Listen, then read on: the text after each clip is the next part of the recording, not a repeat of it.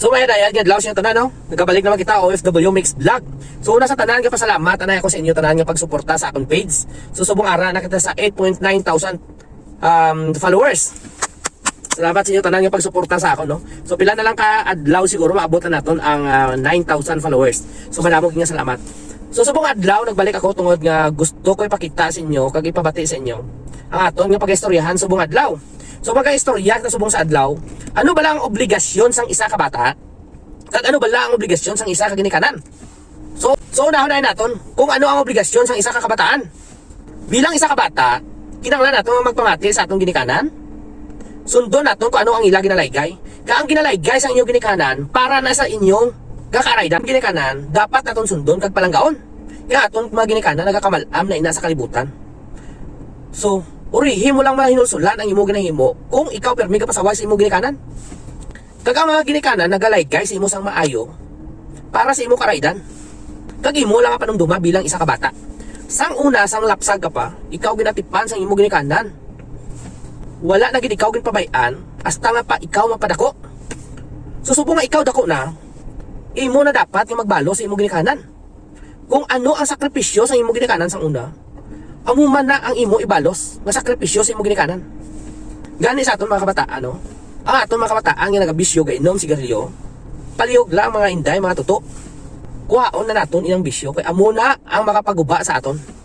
Ang pag-inom sang damo, pag sigarilyo sang damo, hindi mayo sa kalawasan. Magaabot adlaw nga magatugay na sa sakit sa imo lawas. Kag bilang kabataan, ipakita nyo sa inyo ginikanan nga inyo sila palangga. Kay wala ka na tawo sa kalibutan kung wala ang imo ginikanan. Subong, makadto naman kita sa obligasyon sang ginikanan. Kung ikaw nanay kang tatay, imo ipakita sa imo kabataan ang manami nga pamatasan. Hindi mo pagpakita sa imo kabataan ang imo nga pamatasan nga kalain. Ipakita mo sa imo kabataan ang kaayo. Kag hindi mo sila pagpakitaan nga madula ang ila respeto sa imo. Kung inyo makitaan ang iba nga mga kabataan wala respeto sa ila mga ginikanan, tungod man na sa ila nga ginikanan nga wala sila nagahatag sang respeto sa ila kabataan. Damo ko kilala ka mga tatay kag mga nanay nga ginasakit sang ila bata. Tungod kay wala na respeto ang ila bata, kay wala man sila nagapakita sang respeto sa ila kabataan. Bilang isa ka ginikanan, aton ipakita sa atong kabataan, hindi ka bala mag-inom, hindi ka bala manigarilyo. Ang manang sundon sa imo mga bata, pero kung makita sa mga bata nga palahubog ka, ang imo mga kabataan maging palahubog man. Pala sigarilyo. Tana amon tatay, kay wala ka inom, wala ka sigarilyo. So kami nga duwa nga utod, wala man kami ka inom, wala ka sigarilyo. Nagasyat lang kami kung placer, kung may ara nga mga okasyon. Mga tag-amon nga syat lang o gamay lang nga syat. Amo lang na amon. Pero inyo ipakita sa inyo kabataan nga hindi ka mo magbisyo para hindi sundon sa inyo kabataan. Paano masawayon kag laygayan ang imo kabataan nga hindi magbisyo kung ikaw mismo nga tatay kag nanay nagainom kag nagasugal? Ang sugal kag ilimnon amo nang makapaguba sa inyo nga magpamilya. Biskan wala ka na kwarta, masugal ka man gihapon. Damo gid ako nakit-an dira sa aton. Wala na kwarta gasugal pa. Isugal mo kag iinom kung ibakal mo sang inyo pagkaon sulod balay.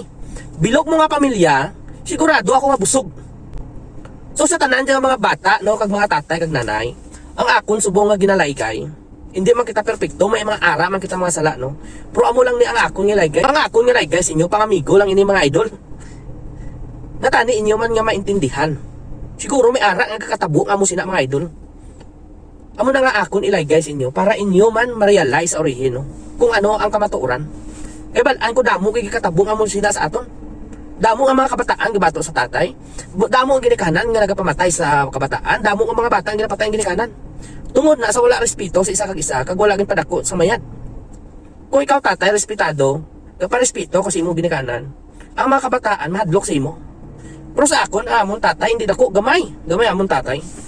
Pero kami nadlok sa among ginikanan. Kay tungod nga halin sang bata mo, imo nang nabalaan. Kag ikaw ginadisiplina sang maayo. Sa tutuod lang, ako wala kuya gana magkadto sa mga diskuhan. Kaya abi niya kong insa, halin sang bata ko pa, maglisensya ako sa akong ginikanan, naay tayo makadto ko sa diskuhan. Hindi na sila magpasugot. So pagkadasong adlaw ara diskuhan, naay tayo makadto ko sa diskuhan, hindi na sila magpasugot. So naisip ko, hindi na lang ko maglisensya sa ilang makadto sa diskuhan. Kaya kung maglisensya ko, it's useless mga idol. Hindi ka magyapon pagpasugtan. So hasta nga nasanay na kung mawala na gana magkadto sa diskuhan. Wala na maggana nga mag-upod sa mga katropa nato. So muna ako na like guys inyo tanan no, gabay pa nga na-realize nyo man ang mga may mga sa mga bata dira no, gabay pa nga ma-realize nyo kag maintindihan yung atong like. Madamo ka salamat sa inyo tanan sa pagpamati sa akon. Hindi nyo gid pagkalimti, share, like ang atong video. Kag sa wala pa naka-follow sa atong page, mag-follow na kamo. Salamat mga idol.